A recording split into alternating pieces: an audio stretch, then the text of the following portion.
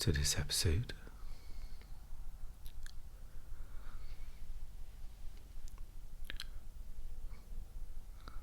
I was just thinking it's been 3 or 4 days since my last recording, and there was a thought that it had been too long, that I wanted to record earlier. And then another thought came to say, well, who's decided to record now?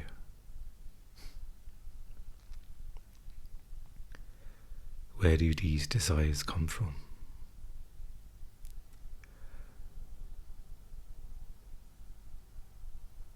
And I was reminded of just the flowing river. Things are just unfolding, flowing. But our minds are trying to take shape and trying to grasp things. It's almost as if our hands are on the riverbanks and clinging on, or trying to manipulate the river that's just simply flowing. And that is life. It's as much as we try and resist, it's going to flow, and we are in that flow. And there is the illusion that we have control of what is happening. But we are not even in control of what thoughts arise.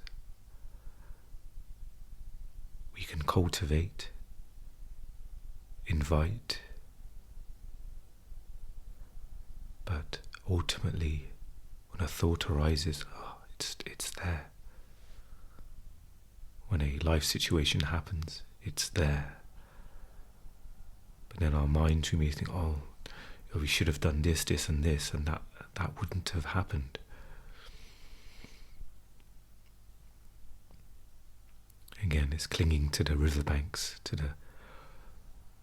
clinging to a rock in the middle of the river. No, I don't want this to happen, but it's happening. It's going to flow whether we want it to or not.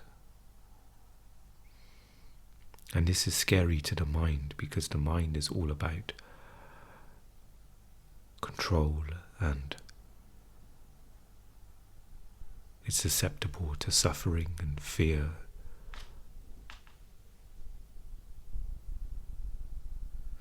And it's, on one level, the mind is extremely beautiful, resourceful.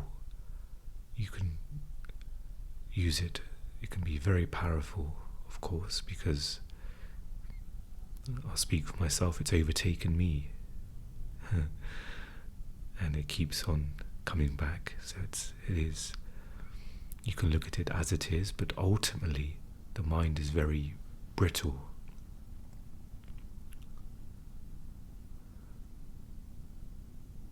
It's almost a thin veil over the depth of who you are.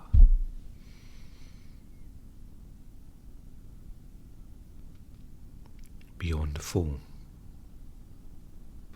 beyond thought forms, emotional forms, beyond physical forms, there is a vast, vast depth.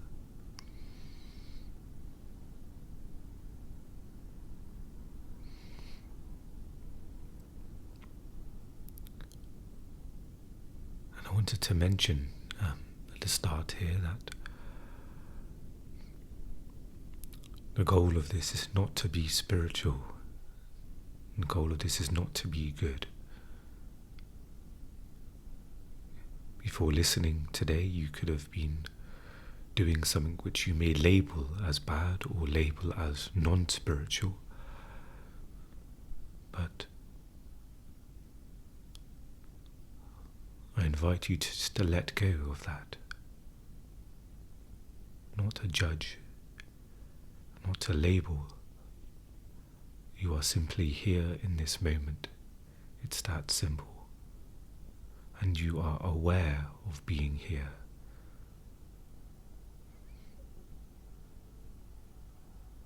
There's almost an aliveness here, a letting go.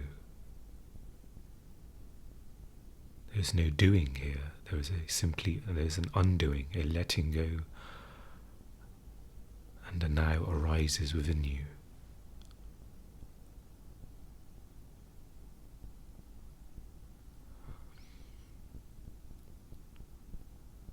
So in this moment, regardless of what's happened before this moment, just be fully here and now.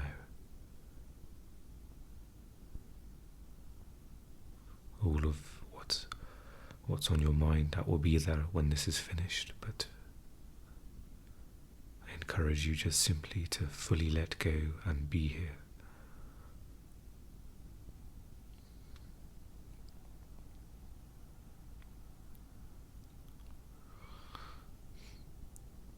As we allow the present moment to wash over us, to fully manifest in our body, in our awareness,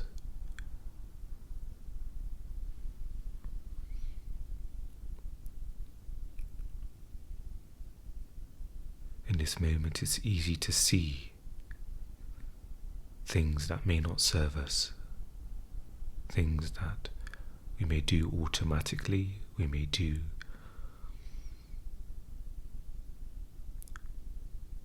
because of a craving, a desire for something, or we may do it to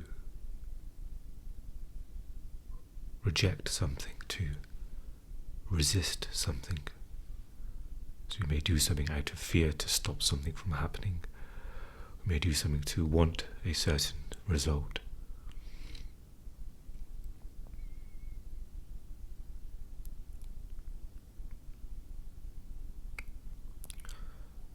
But in this awareness, it's easy to see those things that, that's affecting my consciousness, that's affecting my practice, and other things you'll be able to see are not. And it's not a working out, it's not a figuring out, well, if I weigh this up and that up, perhaps it's worth doing it, but no, it's an immediate thing.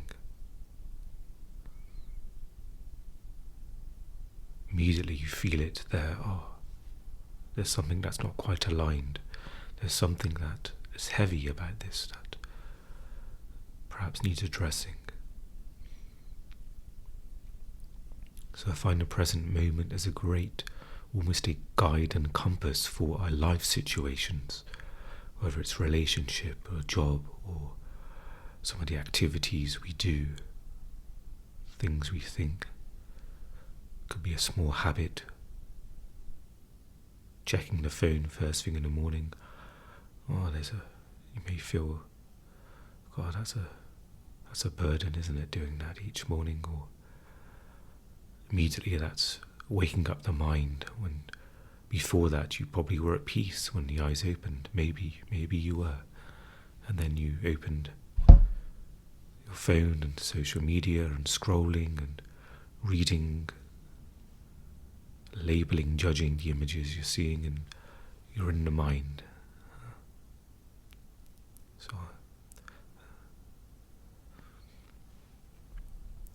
So, just a couple of things just to mention, because these are things that I've been aware of in my practice as well. And so I'm just opening up the power of now. And we talked about before love-hate relationships. So when relationships are being at the level of the mind, there's a duality there, me and them. And with that duality is fear of, what about if they leave me?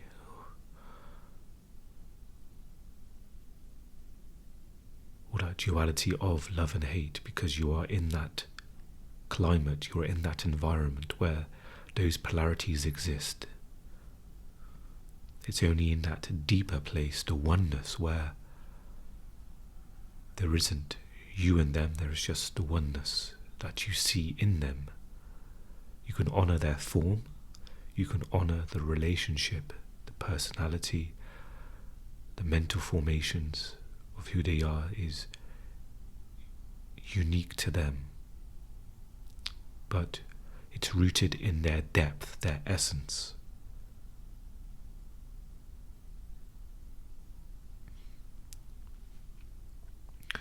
So this section is titled From Addictive to Enlightened Relationships. So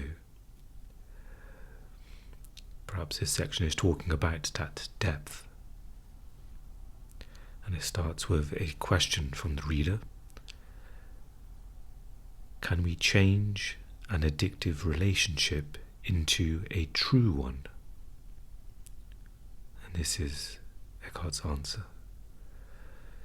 Yes, being present and intensifying your presence by taking your attention ever more deeply into the now. Whether you are living alone or with a partner, this remains the key. For love to flourish, the light of your presence needs to be strong enough so that you no longer get taken over by the thinker or the pain body and mistake them for who you are. To know yourself as the being underneath the thinker, the stillness underneath the mental noise, the love and joy underneath the pain, is freedom, salvation, enlightenment. To disidentify from the pain body is to bring presence into the pain and thus transmute it. To disidentify from thinking is to be the silent watcher of your thoughts and behavior, especially the repetitive patterns of your mind and the roles played by the ego. If you stop investing it with selfness, the mind loses its compulsive quality, which basically is the compulsion to judge, and so to resist what is, which creates conflict, drama, and new pain. In fact, the moment that judgment stops through acceptance of what is, you are free of the mind. You have made room for love, for joy, for peace. First you stop judging yourself, then you stop judging your partner. The greatest catalyst for change in a relationship is complete acceptance of your partner as he or she is, without needing to judge or change them in any way. That immediately takes you beyond ego.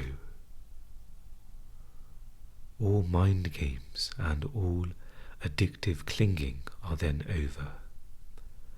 There are no victims and no perpetrators anymore, no accuser and accused.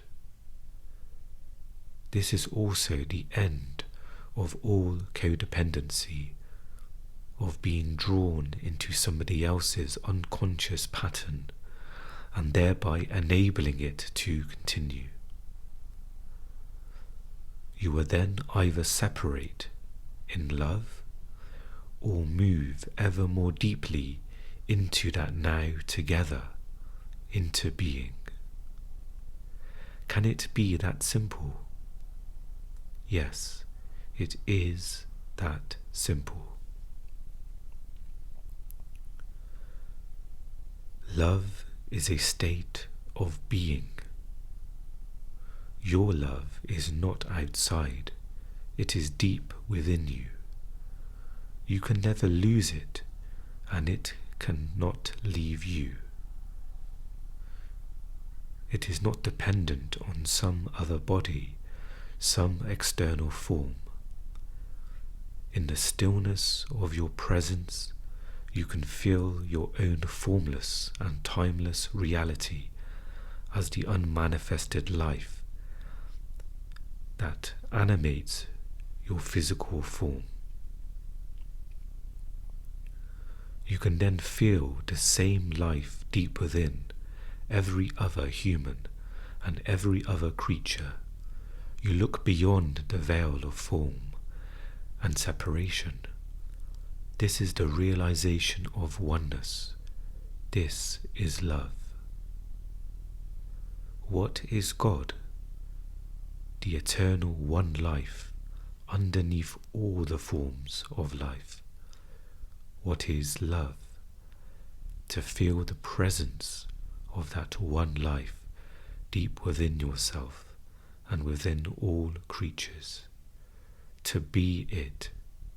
Therefore, all love is the love of God. So there is another pause and reflect symbol here, so perhaps we can do exactly that in this short section we've just read. So it was almost in the last section, love-hate relationships, Eckhart highlighted the dysfunctional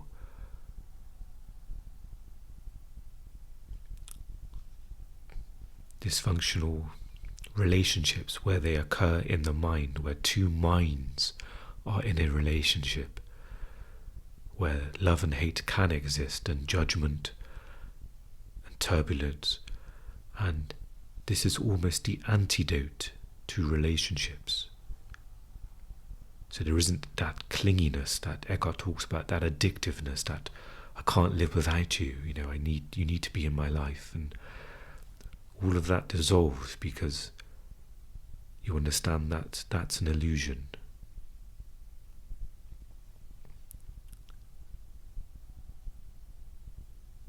And you first find the essence within you and connect to that, and then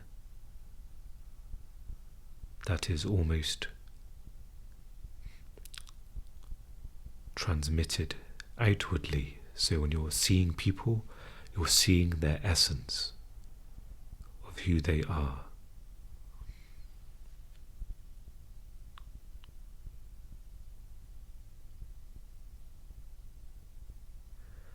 And just to read a couple of lines and reflect upon them. To disidentify from thinking is to be the silent watcher of your thoughts and behavior, especially the repetitive patterns of your mind and the roles played by the ego. And I can immediately relate to that. The repetitive patterns, that could be a big or small one, such as, again, checking your phone in the morning, or talking about a relationship. Maybe we are perhaps spending time with our partner, but we're not really there. It's a repetitive pattern of just eating breakfast, and maybe each of you are looking at your phones or thinking about, I've got to do this today, but are you actually with the person opposite to you? Are you with their aliveness? Are you connected? Or are you in your mind? Or are you judging?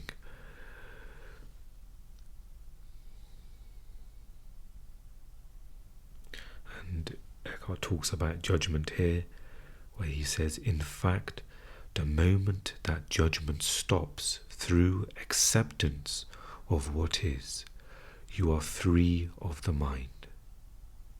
So judgment here is almost a resistance, because you're trying to label and make sense of something. But by doing that, you are you disconnecting from the essence. It's that example of looking at a tree. As soon as you label the tree, there's almost a disconnection, there's almost a veil coming down. Oh, that's an oak tree. Okay, I know what that is. And you may not longer be seeing the tree as it is, where there's a depth there, but as soon as a label comes, that depth is taken away. Because you can, almost take a walk through a forest, labeling everything. Oh, that's a tree. Yeah, that's some shrubs over there, and there could be another person who takes the same walk, who's just fully connected, observing the colour, the shape, the wind blowing through, sensing the aliveness in the nature. And so you can see how labels take that away, and in this case, labels of a person, judging if something is good or bad. And it's only when that is removed, there's an acceptance. And it's not acceptance of their specific conditioning or whatever you're trying to not judge. It's acceptance of what is in this moment. For example, your partner could be, doing a habit you may not like.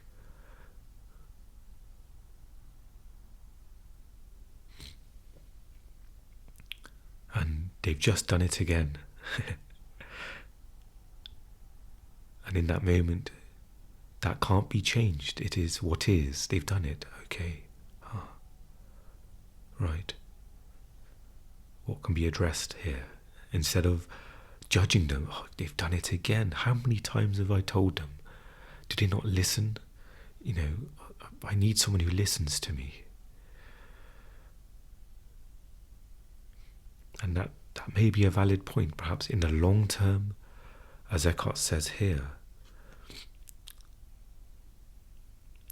You will then either separate in love or move ever deeply into the now together.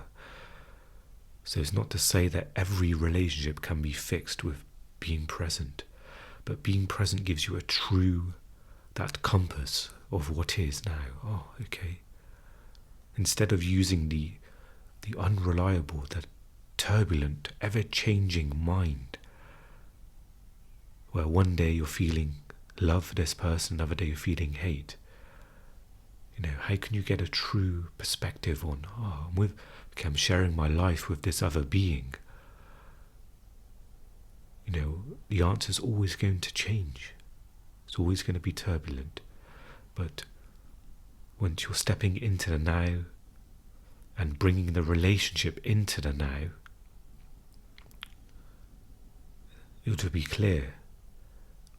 Either you separate in love or you move ever deeply, and there's no time with this as well. It's not to think, okay, we are both in the now, should we stay together? No, it's being in the now, and that answer will arise. There'll be something that will arise, and that will take care of it.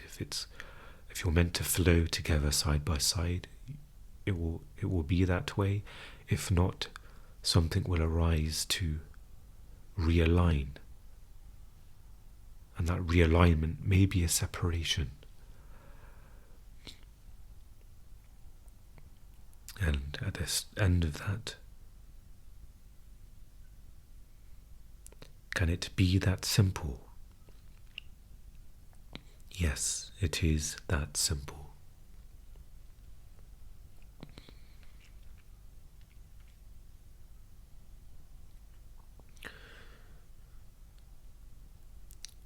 So that can be a lot to take on board, because you may be in a relationship right now that's got a lot of history.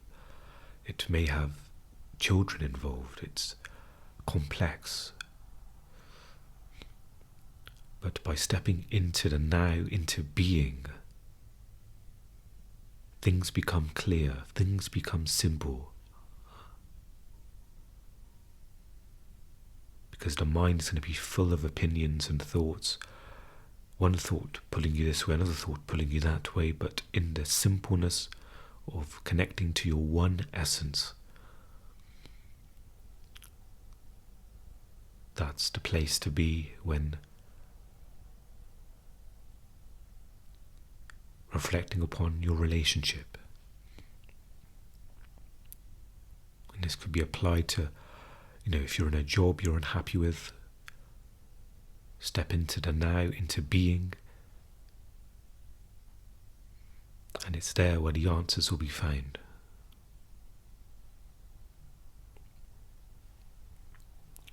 And just a last reflection on this line we've read. Love is a state of being. Your love is not outside, it is deep within you. And often in the mind-based love, we're trying to get love from outside, trying to get somebody else to love us, to make us happy. And I can see in this moment how brittle and how, I used a word again, turbulent. I think it's a very accurate word here, so turbulent. Because one day that love may not be as strong, and suddenly you may not hate that person, but you may be in that neighbourhood, and then suddenly you love them again, and then because it's all based on the external, and that comes with conditions. Well, this person does this, this, and this, then I will love them for that. If they don't do this, this, and this, then I will hate them. And this is obviously a simplified, black and white example, but ultimately it comes down to that.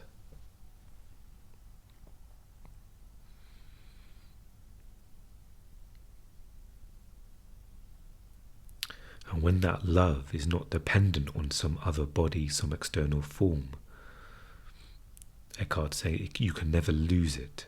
It cannot leave you.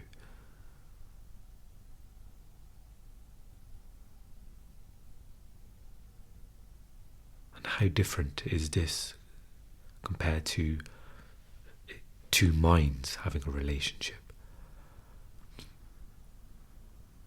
You can always sense the, stability is not a strong enough word because there's nothing there that needs to be stable. It just already is that. And it's clear to see if two people are in that place, if there's, if they're going to stay together, then it's clear. And if not, then that will become clear as well. But it's not going to be, but it's going to be a separation in love. Because you both are that. And so in a sense there won't be a loss if, for example, you were to separate from the person, realizing that, okay, in this, you can see that this is, we're not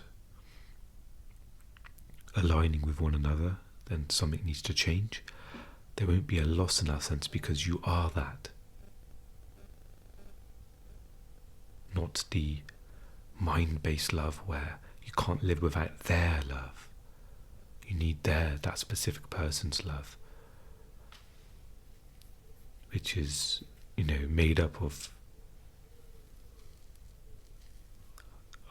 a lot of their mental formations, their forms, which again can be honoured and is on some level important when you're with somebody. That will help with the alignment of two people being together, but it's not the ultimate alignment, the ultimate connection there. Okay, so let's move on to the next section. Love is not selective, just as the light of the sun is not selective. It does not make one person special. It is not exclusive. exclusivity is not the love of God, but the love of ego. However, the intensity with which true love is felt can vary. There may be one person who reflects your love back to you more clearly and more intensely than others. And if that person feels the same towards you, it can be said that you are in a love relationship with him or her. The bond that connects you with that person is the same bond that connects you with the person sitting next to you on a bus, or with a bird, a tree, a flower. Only the degree of intensity with which it is felt differs. Even in an otherwise addictive relationship, there may be moments when something more real shines through, something beyond your mutual addictive needs.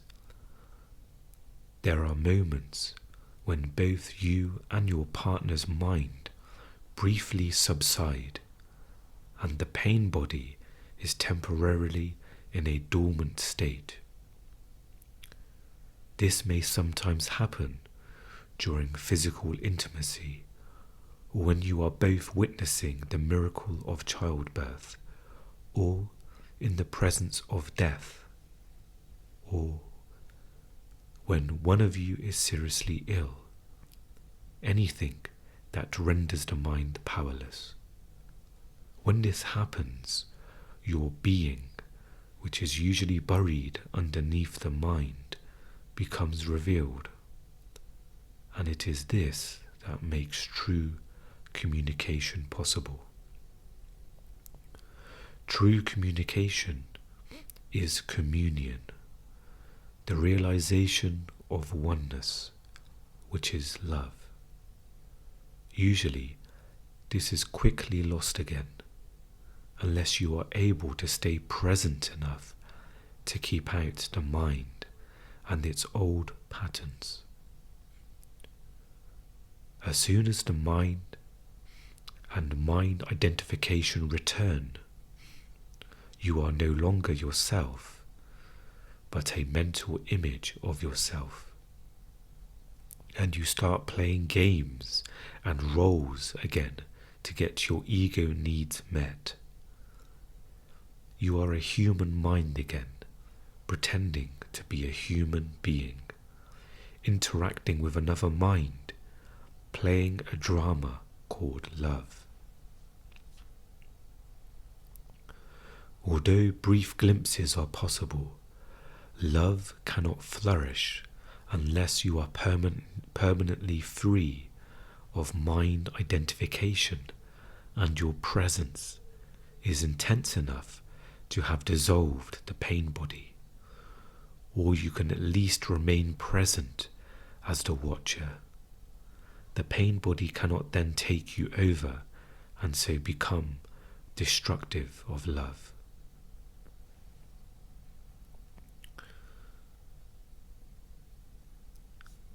So that's the end of that small section, and there's another titled section which will begin in a moment. But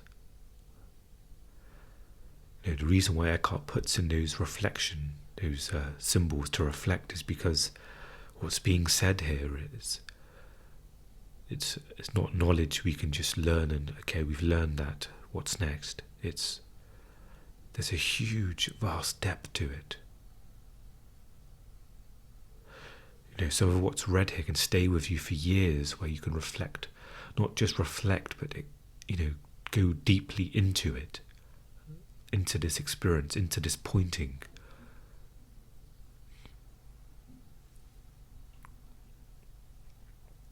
And that last, section talks about, you're not with another mind playing a drama called love. And the mind may take this as an insult. You may read this and feel insulted. Our relationships, is true love. It's pure. But it's only for you to examine it, to think, is that really the case? Is this the ego defending it? And it's not a good or bad here, it's just seeing it for what it is. So you can, if you are in a relationship, you can think, am I just trying to get my ego needs met, my mind, my little me met? The mental formations of who I think I am. Am I trying just to get those, to inflate those?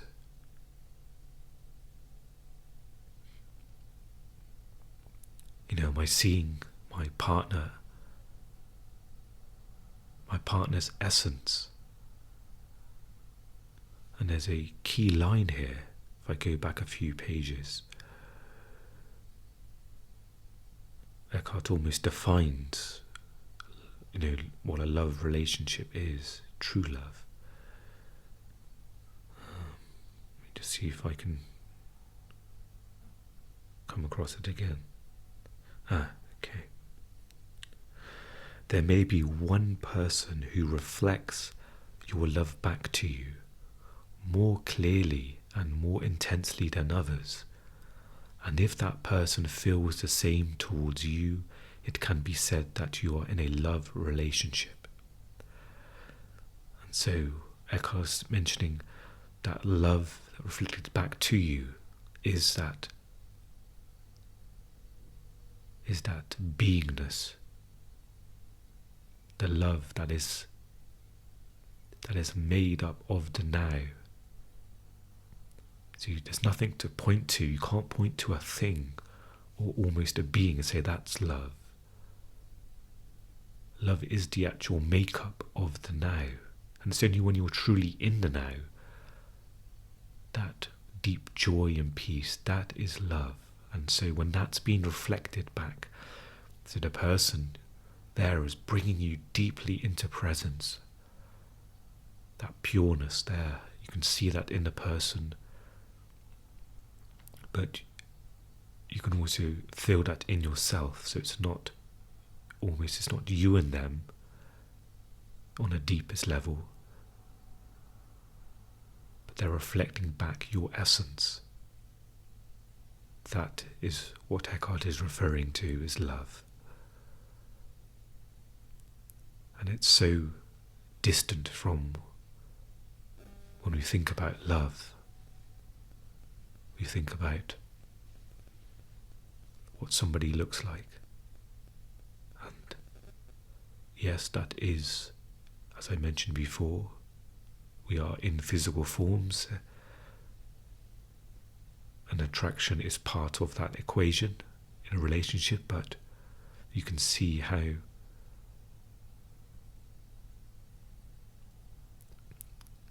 in society, in the mind, it's, for some people it's all that matters. But then they, a few months later, maybe a few weeks later, a few days later, they may be in complete suffering. They looked at the physical form, yes, that's person I want to be, if that's my dream person, and a few days later, or some time has passed and there's great suffering there.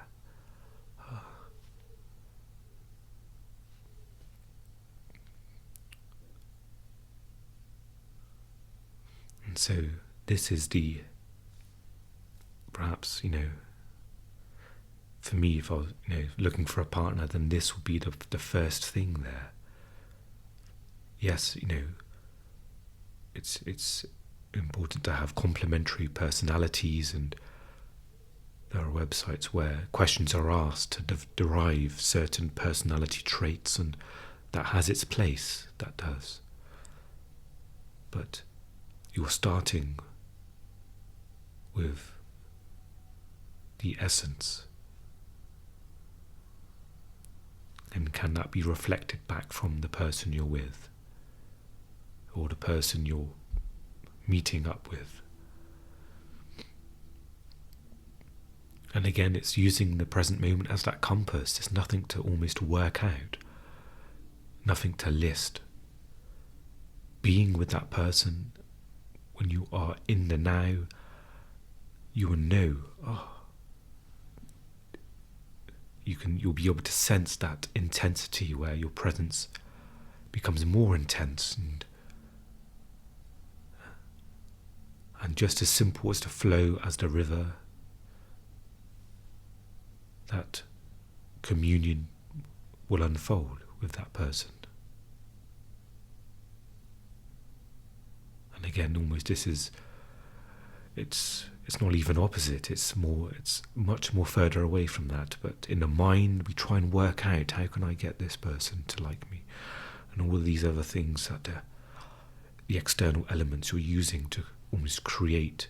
And it's clear to see that you're trying to get their ego to like your ego. You're trying, to dress in a certain way,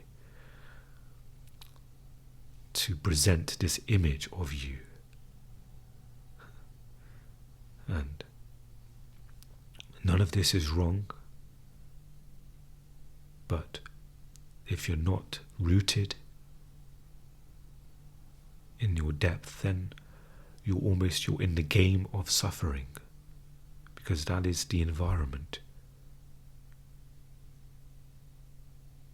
of the ego, of being identified with the mind, of being in the mind. Is there any mind out there that doesn't endure suffering? Perhaps constant suffering, or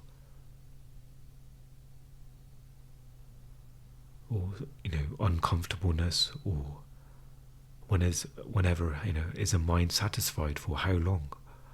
After a good meal, okay, 20 minutes later, okay, what's next? I need something, and it's unplugging that almost. You're not in that anymore. You're not playing that game, that drama called love.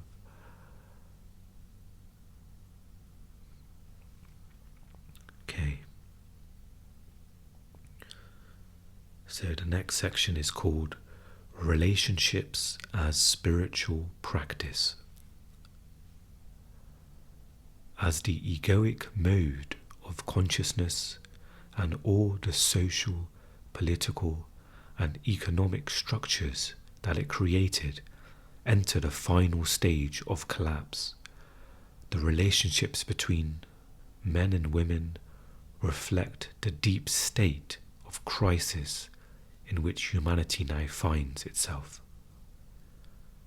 As humans have become increasingly identified with their mind, most relationships are rooted in being, and so turn into a source of pain and become dominated by problems and conflict.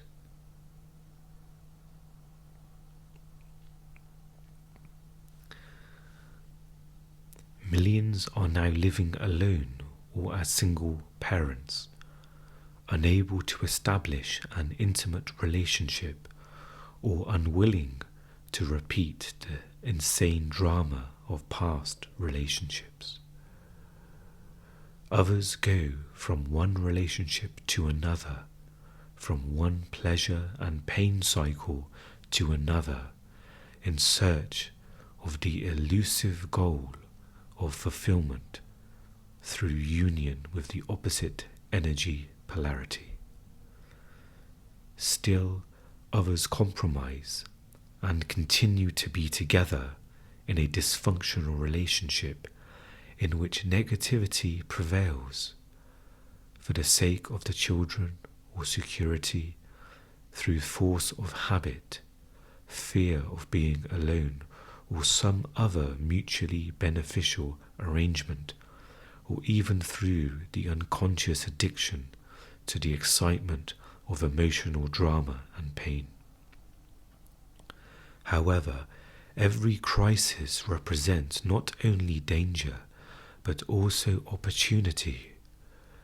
If relationships energize and magnify egoic mind patterns and activate the pain body, as they do at this time, why not accept this fact rather than try to escape from it? Why not cooperate with it instead of avoiding relationships or continuing to pursue the phantom of an ideal partner as an answer to your problems or a means of feeling fulfilled? The opportunity that is concealed within every crisis does not manifest until all the facts of any given situation are acknowledged and fully accepted.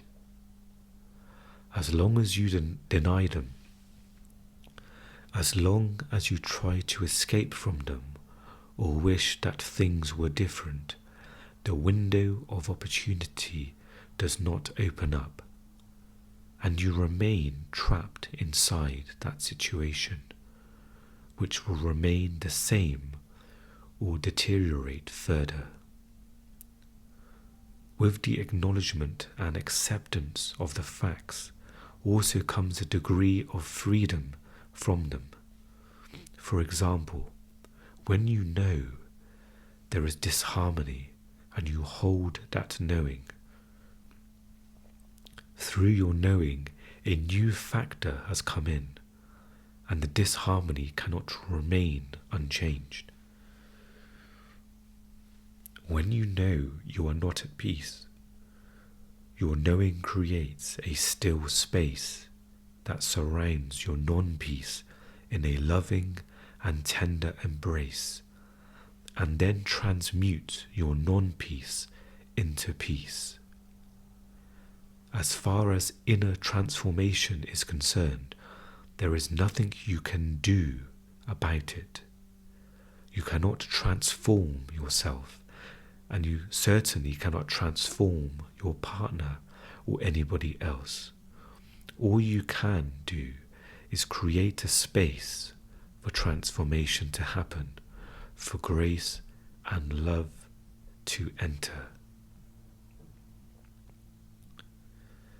So I'm going to stop the reading here. There's another pause and reflect symbol, and I've noted the time on this episode as well, so I'm a bit aware of that, so I prefer not to create too long of an episode, because sometimes that can easily be a barrier, for listening or watching something. If you see something that's over 2 hours long, it's easy to think, I haven't got time for that, I'll listen to that another time. And that another time, in quotes, it can be a bit of a barrier for it. So, okay, so I will end this episode here, and just before we do, perhaps we can have even a few seconds of presence together, not to remember what we have read, but just to feel the absorption of the pointings, and perhaps know that we have absorbed what we have needed.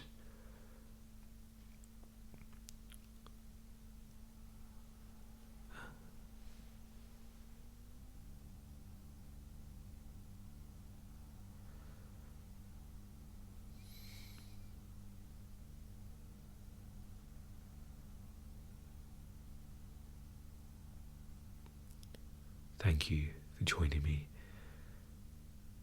As always, I wish you well in this present moment, wherever you are.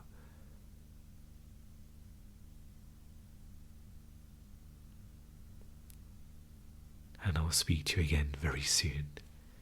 Take care.